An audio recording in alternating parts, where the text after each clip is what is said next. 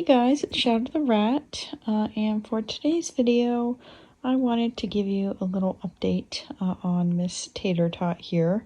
And unfortunately, it's not a great one because Tater Tot has developed a zymbals gland tumor. So if you haven't heard of that before, it's a uncommon but not rare tumor found in rats. Basically, they have a zymbals gland on each side of their face, and it's very deep in the face, which is unfortunate when it comes to tumors because these tumors are impossible to remove. You just can't get to them without, well, literally removing the rat's face. Like, it's impossible. And it sucks for these tumors because they can't be surgically removed because of their positioning. And on top of that, they can't even really be debrided because if you remove part of them, unfortunately, that tends to make these tumors grow even faster. So they're typically not good to mess with at all. Now, there is one sort of treatment out there, which is irradiation. However, you can't really get that in most cases because rats are, well, just too small for most places to treat with radiation therapy. And the only places that I've seen that do it are specifically small animal cancer treatment centers, and those are not exactly easy to find. And the only one that I know of is several hundred miles away from me, so unfortunately just not a viable option. And unfortunately, without radiation therapy, the only thing left is to do palliative care or have the rat euthanized. And these tumors do tend to grow relatively quickly.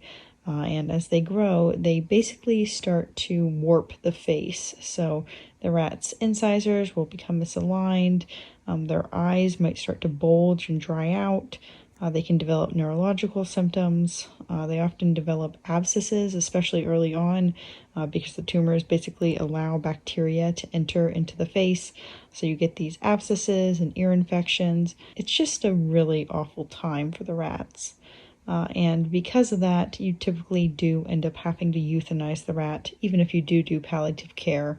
Although sometimes people choose to euthanize the rats as soon as the initial symptoms pop up, just because ultimately they know where it's going. And you can easily wait too long with these tumors to euthanize, even with palliative care, because they just progress so quickly. Now, personally, I've seen these tumors twice before, once in Tater Tot's sister French Fry, and once in an unrelated rat called Pickle.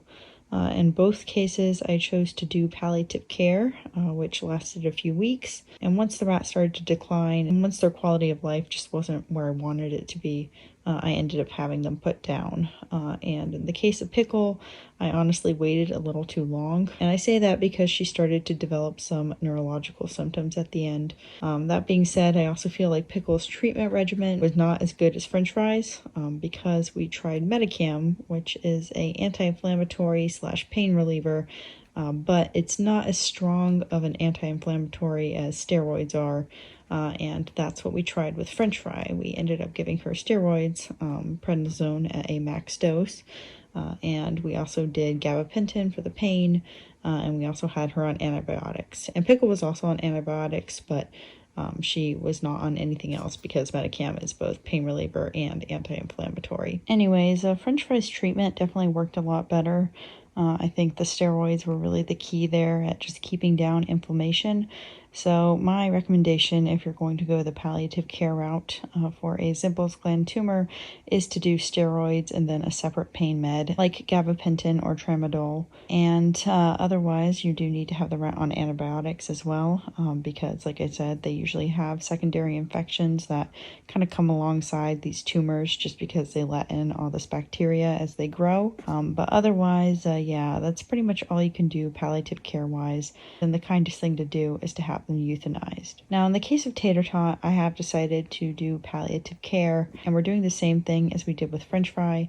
That is to say, she is on prednisone, she is on gabapentin, and she is on Baytril and doxycycline. Now, she only started these recently, so I don't really know how much effect it's going to have. Her tumor does seem to be growing at a moderate pace, but I'm hoping that with the steroids and pain meds, we can have a few weeks. But at the end of the day, I know that most likely Tater Tot will have to be euthanized sooner than later. Of course, at her age, she is over 3 years old, which is very old for a rat.